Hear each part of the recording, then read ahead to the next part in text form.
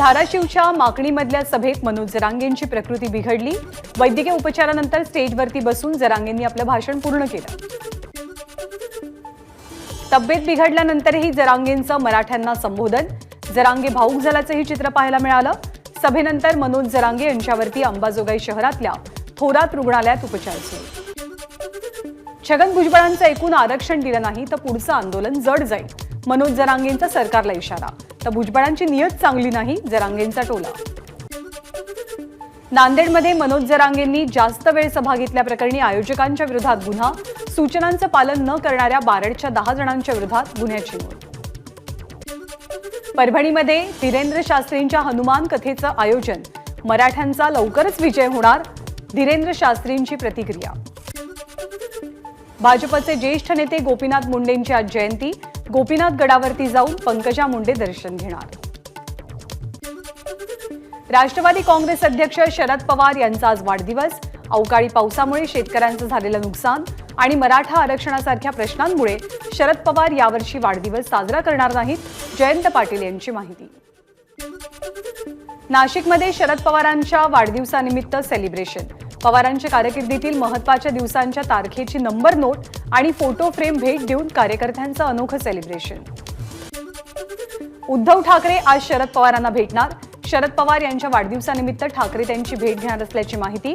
नागपूरच्या हॉटेल प्राईडमध्ये या दोघांची भेट होते। आमदार रोहित पवारांच्या युवा संघर्ष यात्रेचा आज समारोप। नागपूरमधल्या सभेला शरद पवार यांच्यासह अनेक बडे नेते हजर असतील। दुष्काळी परिस्थितीचा आढावा घेण्यासाठी केंद्र सरकारचं एक पथक आज पुणे दौऱ्यावर। पुण्यातील विभागीय आयुक्त कार्यालयामध्ये हे पथक दुष्काळी परिस्थितीची आढावा बैठक घेईल। 2 दिवसांपासून ऊस दरासाठी सुरू असलेलं स्वाभिमानीचं आंदोलन मागे। स्वाभिमानीच्या मागणीप्रमाणे दर देण्याचे दत्त इंडिया संचलित वसंतदादा साखर कारखान्यांकडून जिल्हाधिकाऱ्यांना पत्र। देशात कांदा सध्या 25 ते 30% कमी आहे, त्यामुळे निर्यात बंदीचा निर्णय।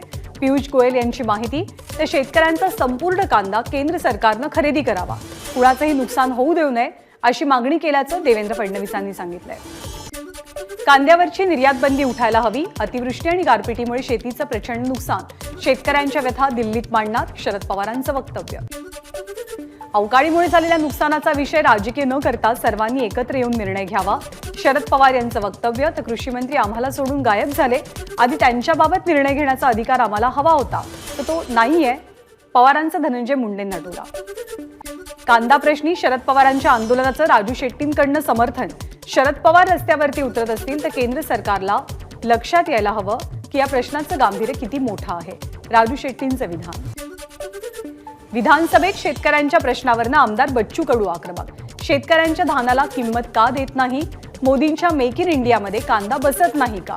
बच्चू कडूंचे सवाल। लासलगावसह नाशिक जिल्ह्यातल्या सर्वच बाजार समित्यांमध्ये लिलाव सुरळीत सुरू। कांद्याच्या बाजारभावात मात्र घसरण। कांद्याला सरासरी 1900 ते 2000 रुपयांचा भाव। कांदा प्रश्नी मनसेची नाशिकच्या येवला तहसीलवरती धडक। कांदा निर्यात बंदी मागे घेण्याची मनसेची मागणी। कांदा निर्यात बंदीनंतर केंद्र सरकारचे नाफेड आणि एनसीसीएफला कांदा खरेदीचे निर्देश। नाफेड आणि एनसीसीएफ एकूण 7 लाख टन कांदा खरेदी करणार। कांदा निर्यात बंदीच्या निषेधार्थ अहमदनगरच्या नेप्ती उपबाजार समितीसमोर शेतकऱ्यांचं धरणं आंदोलन। केंद्र सरकारच्या विरोधात घोषणाबाजी। राज्याच्या 24 जिल्ह्यातील 52 लाख शेतकऱ्यांना आतापर्यंत 2216 कोटी रुपयांचा अग्रिम पीक विमा मंजूर। 1690 कोटी रुपये वितरित, तर उर्वरित 634 कोटींचं वितरण सुरू, कृषी मंत्र्यांची माहिती। शिंदे गटाकडनं पंतप्रधान नरेंद्र मोदींच्या अभिनंदनाचे मातोश्री परिसरात बॅनरवरती बाळासाहेबांचं स्वप्न साकार आणि सर्वोच्च न्यायालयाचे आभार मानण्यात आलेले असून पंतप्रधान मोदी आणि शहा यांचं अभिनंदन करण्यात आलंय। विधानसभेतील पुरवणी मागणीवरील पहिल्या दिवसाची चर्चा पूर्ण। महसूल, नगरविकास आणि वैद्यकीय शिक्षण विभागाच्या पुरवणी मागण्या मंजूर। मुंबई महानगरपालिकेचं गेल्या 25 वर्षांचं ऑडिट केलं जाणार आणि यासाठी 3 सदस्यांची समिती स्थापन करणार, मंत्री उदय सामंतांची घोषणा। शिवसेना आमदार अपात्रता निर्णय वेळेआधीच लागण्याचा अंदाज। आजच उलट साक्ष संपा, विधानसभा अध्यक्ष राहुल नार्वेकरांचे दोनही गटांना निर्देश। नवाब मलिक प्रकृती अस्वास्थ्यामुळे सोमवारी अधिवेशनाला अनुपस्थित होते. आज ते डॉक्टरांचा सल्ला घेऊन नागपूरला येतील, एबीपी माझाला माहिती. राज्यामध्ये सत्ताधारी पक्षाकडनं गुंडगिरी सुरू. जो न्याय नवाब मलिकांना तोच न्याय प्रफुल्ल पटेलांच्या बाबतीत लावणार का? उद्धव ठाकरेंचा सवाल. ललित पाटील प्रकरणाचा तपास करणाऱ्या पोलीस अधिकाऱ्यांना नागपूर अधिवेशनात पाचारण. पुणे पोलिसांच्या गुन्हे शाखेचे उपायुक्त अमोल झेंडे आणि गुन्हे शाखेचे सहाय्यक पोलीस आयुक्त सुनील तांबे नागपूरमध्ये दाखल. 200 अनधिकृत इमारती असलेल्या शहरात मुख्यमंत्री एकनाथ शिंदे राहतात. जितेंद्र आव्हाड यांचा मुख्यमंत्र्यांना टोला. जितेंद्र आव्हाडांनी ठाणे शहरातल्या अनधिकृत बांधकामाचा मुद्दा उपस्थित केला. मात्र त्यांनी ही अनधिकृत बांधकामं वाचवण्यासाठी किती प्रयत्न केलेत हे पाहणंही महत्त्वाचं. सामंतांची प्रतिक्रिया. खासदार संजय राऊतांच्या विरोधात यवतमाळच्या उमरखेड पोलीस स्थानकात गुन्ह्याची नोंद. पंतप्रधान मोदींबद्दल सामनातनं आक्षेपार्ह लिखाण आणि 2 धर्मांमध्ये तेढ निर्माण होईल असं लिखाण केल्याची भाजप जिल्हा समन्वयक नितीन भुतडांनी तक्रार केलेली होती. विकास कामांच्या आडेनं धारावीकरांना घर मिळू नये हे ठाकरेंचं धोरण. उपमुख्यमंत्री देवेंद्र फडणवीसांचा उद्धव ठाकरेंवरती पलटवार. लोकसभेच्या जागावाटपाबाबत शरद पवारांची वेट अँड वॉचची भूमिका. आघाडीमधल्या जागावाटपासंदर्भात 19 डिसेंबरला दिल्लीत बैठक होणार. नाशिक लोकसभा मतदारसंघावरील ठाकरे गटाच्या दाव्यावर अद्याप काहीही निश्चित ठरलेलं नाही, पवारांनी केलं स्पष्ट. समुद्रावरती ट्रॅक्टर चालवणारे मुख्यमंत्री पहिल्यांदाच पाहिले. मुंबईतल्या स्वच्छता मोहिमेमध्ये मुख्यमंत्र्यांच्या सहभागावरनं उद्धव ठाकरेंचा टोला. तुम्ही महापालिकेच्या तिजोरीवरती जेसीबी चालवला, मुंबईच्या विकासावरती बुलडोझर फिरवला. आपण इतर राज्यात प्रचारासाठी गेलो, स्वच्छतेची पाहणी करण्यासाठी गेलो तरीही त्रास होतो, मुख्यमंत्र्यांचं प्रत्युत्तर. सरकार इव्हेंटमध्येच अडकलंय. धारावीमधले सर्व रस्ते सिमेंटचे करणार असं मुख्यमंत्री म्हणाले होते, परंतु 2 वर्ष उलटली तरी काहीही झालेलं नाही. वर्षा गायकवाड यांची टीका. काँग्रेसचे प्रदेशाध्यक्ष नाना पटोलेंचं राज्य सरकारविरोधात वादग्रस्त वक्तव्य. सरकारला शेतकऱ्यांची काळजी नसल्याचा पटोलेंचा आरोप. ब्लॅक मार्केटिंग करून पैसे घेऊन बसणारे अनेक लोक महाराष्ट्रात आहेत. केंद्रीय यंत्रणा त्यांचा शोध घेतील. काँग्रेसनं भ्रष्टाचार करून लपवलेला पैसा बाहेर येऊ लागलाय. धीरज साहू प्रकरणावरनं सुजय विखेंची टीका.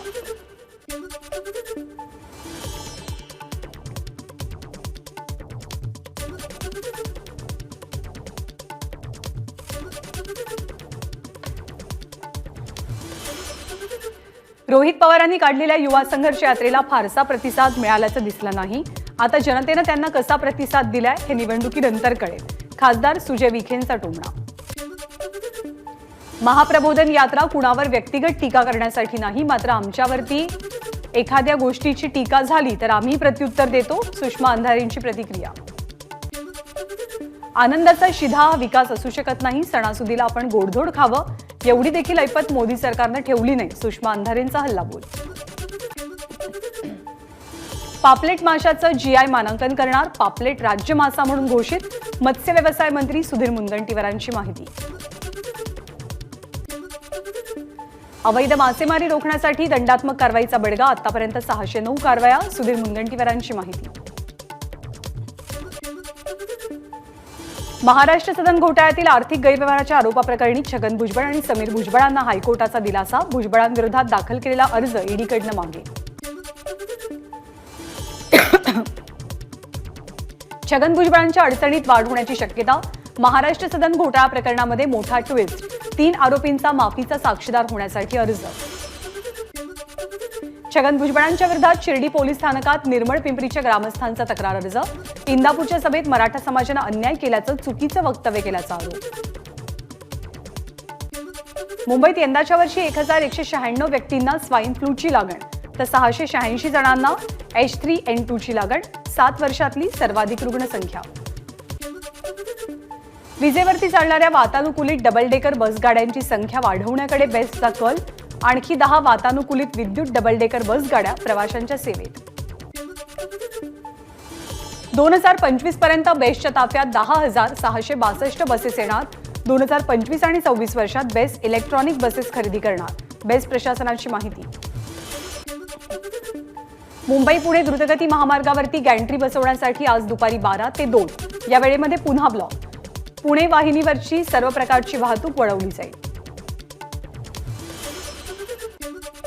एसटीचा प्रवास अधिक सुखकर होणार. डिजिटल प्रणालीद्वारे लवकरच प्रवाशांना ऑनलाईन तिकीट काढता येणार. नागपूरमध्ये 24 तासात चौघांची आत्महत्या. बेझनबाग परिसरातल्या तरुणीची विष पिऊन आत्महत्या, तर मित्रविहार नगर आणि मानव नगरमध्ये 2 तरुणांची गळफास घेऊन आत्महत्या. बोईसर तारापूर एमआयडीसीतील जिंदाल कंपनीमध्ये आढळला एका कामगाराचा मृतदेह. गळफास घेतलेल्या अवस्थेत मृतदेह सापडल्यानं खळबळ. नवी मुंबईच्या नेरूळ परिसरातील 2 विद्यार्थ्यांची आत्महत्या. अभ्यासाच्या तणावामुळे टोकाचं पाऊल.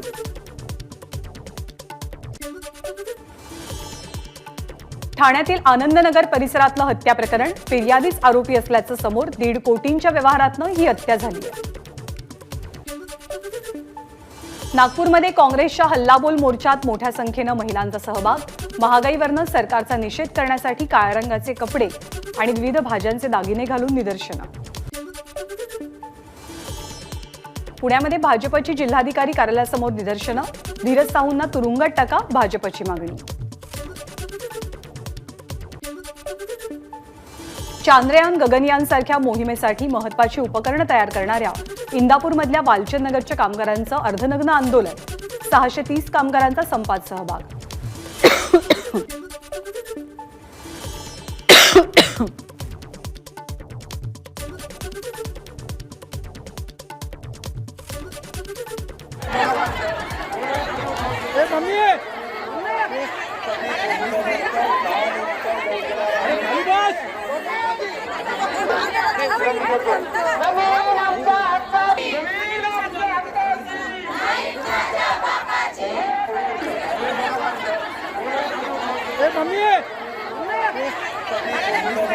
नवी मुंबईतील नैना प्रकल्पाविरोधात महिला आक्रमक. प्रकल्पग्रस्त महिलांनी मुंबई गोवा महामार्ग रोखला. बीडच्या जिल्हाधिकारी कार्यालयासमोर ठेवीदार आणि मनसे कार्यकर्त्यांचं आंदोलन. मल्टी स्टेट आणि पतसंस्थेकडनं झालेल्या फसवणुकीविरोधात धरणं आंदोलन. नागपूर चंद्रपूर मार्गावरती चारत्या कारला आग लागली. सुदैवानं जीवितहानी नाही. अमरावतीतील दर्यापूर ते भातकुली या मार्गावरच्या थिलोरी फाट्याजवळ ट्रॅक्टर उलटला. ट्रॅक्टरमध्ये असलेल्या 35 आदिवासी मजुरांपैकी 9 जण गंभीर जखमी. अमरावतीमध्ये अवैध शस्त्र विक्री करणाऱ्या 6 जणांना अटक. आरोपींकडनं 102 चाकू आणि 2 देशी कट्टे जप्त. अहमदनगरच्या नेवासे येथे ज्ञानेश्वर महाराजांचा 717वा संजीवन समाधी सोहळा. आळंदीवरनं आणलेल्या ज्योतीचं नेवासा नगरीत जल्लोषात स्वागत. अयोध्येमध्ये 22 जानेवारीला होणाऱ्या रामललांच्या प्राणप्रतिष्ठापनेची जोरदार तयारी. शहरात लावले जात आहेत 25 श्रीराम स्तंभ आणि 40 सूर्यस्तंभ. जम्मू काश्मीरमध्ये सप्टेंबर 2024 पर्यंत निवडणुका घ्याव्यात. सुप्रीम कोर्टाच्या सूचना. कलम 370 संदर्भात सर्वोच्च न्यायालयाच्या निर्णयाचं स्वागत. अमित शहांचं ट्विट. जम्मू काश्मीरला योग्य वेळी संपूर्ण राज्याचा दर्जा पुन्हा बहाल करू. केंद्रीय गृहमंत्री अमित शहांची राज्यसभेत ग्वाही. सर्वोच्च न्यायालयानं लोकांच्या मनातील कौल दिलाय. 370 कलम हटवलं जावं याची जनता ही वाट पाहत होती. बाळासाहेबांचं सुद्धा हे स्वप्न होतं. मुख्यमंत्र्यांचं विधान. सर्वोच्च न्यायालयानं कलम 370 बाबत घेतलेला निर्णय भारतासाठी आणि भारतीयांसाठी मोठा विजय. जम्मू काश्मीर आणि लडाखच्या नागरिकांनी आता उज्ज्वल भविष्याची अपेक्षा करावी. देवेंद्र फडणवीसांचे ट्विट. कलम 370 रद्द करण्याचा सुप्रीम कोर्टाचा निर्णय घटनाबाह्य. वंचित बहुजन आघाडीचे अध्यक्ष प्रकाश आंबेडकरांचं वक्तव्य. छत्तीसगडचे नवे मुख्यमंत्री विष्णुदेव आणि मंत्रिमंडळ सदस्य 13 डिसेंबरला शपथ घेणार. पंतप्रधान नरेंद्र मोदींच्या उपस्थितीत शपथविधी पार पडणार. झारखंडचे मुख्यमंत्री हेमंत सोरेन यांना ईडीचं समन्स. आज चौकशीसाठी हजर राहणार. अभिनेत्री सोनाली कुलकर्णीचं दाक्षिणात्य सिनेमासृष्टीत पदार्पण. मलाई कोट्टई वालिबान हा चित्रपट 25 जानेवारीला प्रदर्शित होणार आहे. पुरुषांच्या अंडर 19 वर्ल्ड कपचं वेळापत्रक जाहीर. दक्षिण आफ्रिकेत 19 जानेवारीपासून सामन्यांना सुरुवात होणार. भारत आणि दक्षिण आफ्रिकेदरम्यान आज दुसरा T20 सामना. पहिल्या सामन्याप्रमाणेच आजच्या सामन्यावरही पावसाचं सावट.